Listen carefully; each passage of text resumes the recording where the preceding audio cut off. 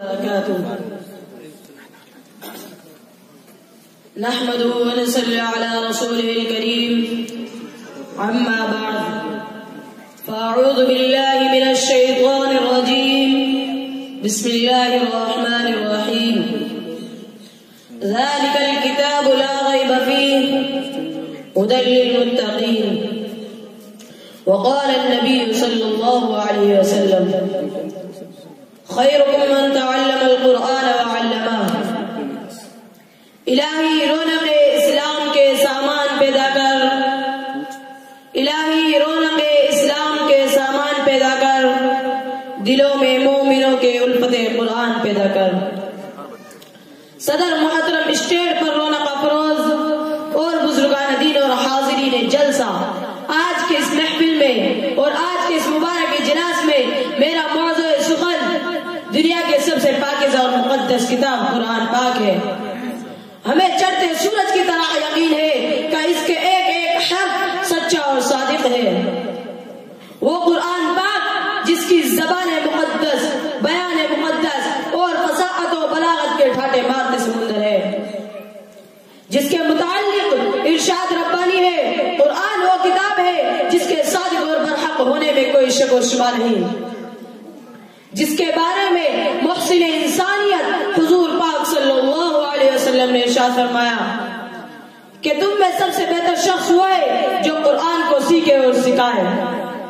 دعا کیجیے کہ اللہ تعالی ہمیں قرآن کی دولت سے مالا مال فرمائے، آمین۔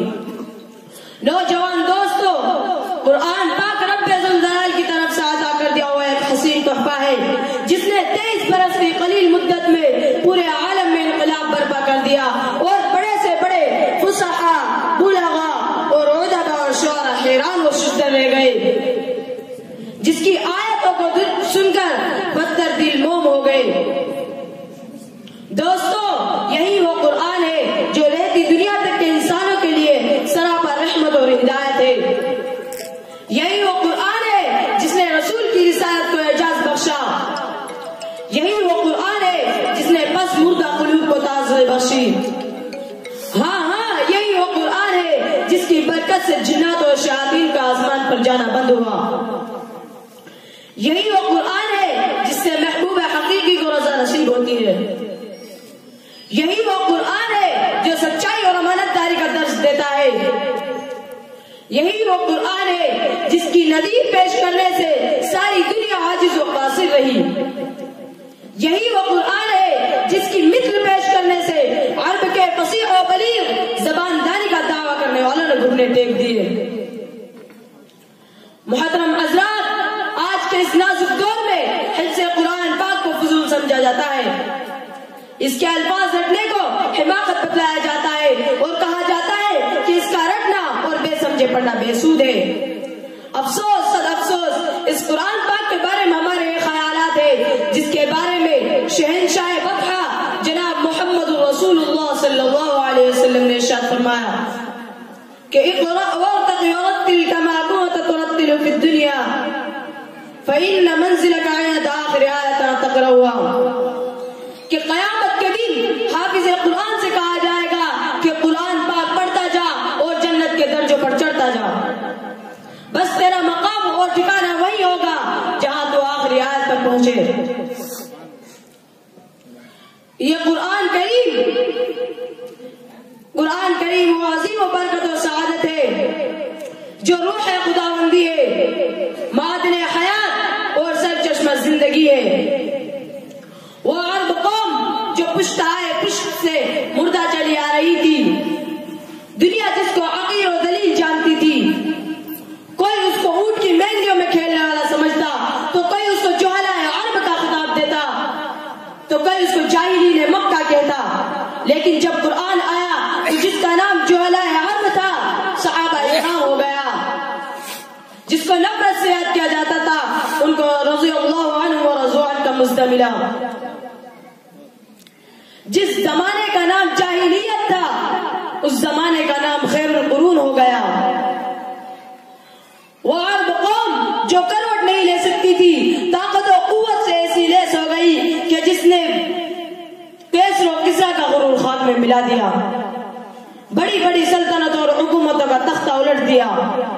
محترم دوستو، قرآن آیا تو زمان و مکان میں زندگی آئی، قرآن آیا تو عدل و مساوات کا پیغام آیا، قرآن آیا تو مذہب اسلام پھیلا، قرآن آیا تو مردہ قوم زندہ ہوئی، قرآن آیا تو قیس و قصہ کا غرور خاک میں ملا، قرآن آیا تو باطل کے لہراتے جھنڈے ٹوٹ پڑے، قرآن آیا تو کفر و شرک دم توڑ گیا، قرآن آیا تو ساری کائنات کو نور ملا، قرآن آیا تو توحید ملی، ایمان ملا، قرآن آیا تو ضلالت و گمراہی کی وادیوں میں بھٹکتے ہوئے انسانوں کا درد و غم ملا، قرآن آیا تو دوستو سب کچھ ملا، مگر افسوس صد افسوس ہم نے قرآن کی پاک دامن کو ترک کر دیا، اس کی تعلیمات کو بھلا دیا۔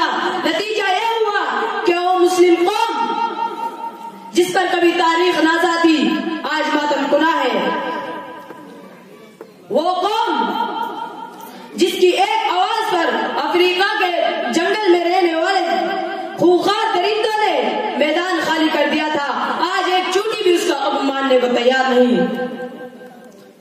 وہ قوم جس کی ماضی روشن اور تابناک تھی، حال و مستقبل اس کی تاریخ ہے۔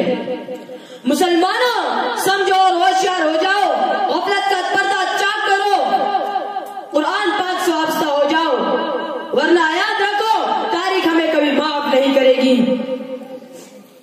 محترم حضرات، جان سارے صحابہ اکرام کے کتب خانہ میں قرآن کے سوا کوئی اور کتاب نہ تھی، اسی کو لے کر آگے بڑھے اور کامیابی ان کے قدم چومتی چلی گئی۔ وہ قرآن ہی تھا جس کی برکت سے بدر میں 313 نے مکہ کی قسمت پلٹ دی۔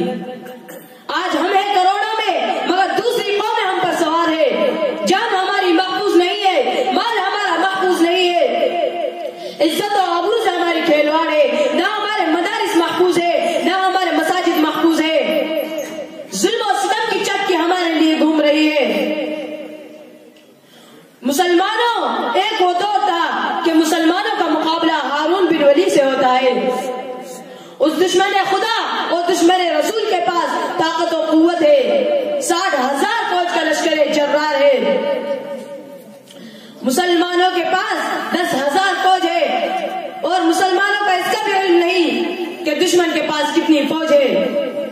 مشورہ ہوتا ہے اور حضرت خالد بن ولید کو بھیجا جاتا ہے کہ آپ جا کر 300 آدمی لے جائیں اور جا کر دیکھیں کہ دشمن کی فوج کہاں ہے اور اس کی تعداد کتنی ہے۔ صحابی رسول کی ایمانی قوت تو دیکھو، فرماتے ہیں کہ مجھے 300 کی ضرورت نہیں، میرے ساتھ صرف 30 آدمی جائیں گے۔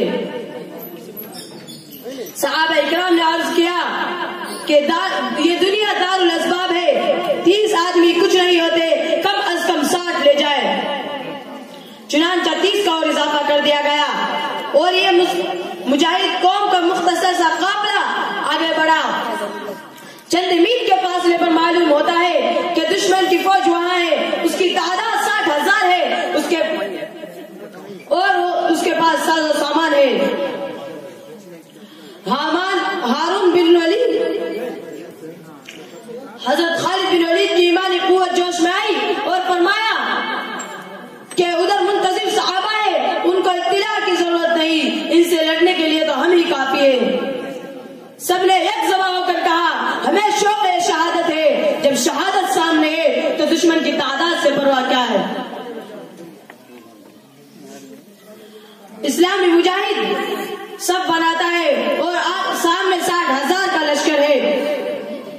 حامان بن ولی آگے بڑھتا ہے اور کہتا ہے کہ ہم تو سمجھتے تھے کہ مسلمان کی قوم سمجھدار ہے، مگر معلوم ہوتا ہے کہ 60,000 سے لڑنے کے لیے تم احمق 60 آدمی لے کر آئے ہو۔ جاؤ، ہم تم پر رحم کھاتے ہیں اور 2 بورے کھجور اور چند اشرفیہ دے دیتے ہیں، کیوں اپنی جان پر ظلم کرنے آئے ہو، چلے جاؤ یہاں سے۔ مسلمانوں، جگر پر ہاتھ رکھ کے سنو، حضرت خالد بن ولید فرماتے ہیں کہ تو واعظ بن کر آیا ہے، تو کمانڈر بن کر آیا ہے، تجھے شرم نہیں آتی، اپنی بزدلی کو آواز کے پردے پہ چھپاتا ہے۔ حامان بن ولی اسلامی مجاہد کی اس للکار کو سن کر جوش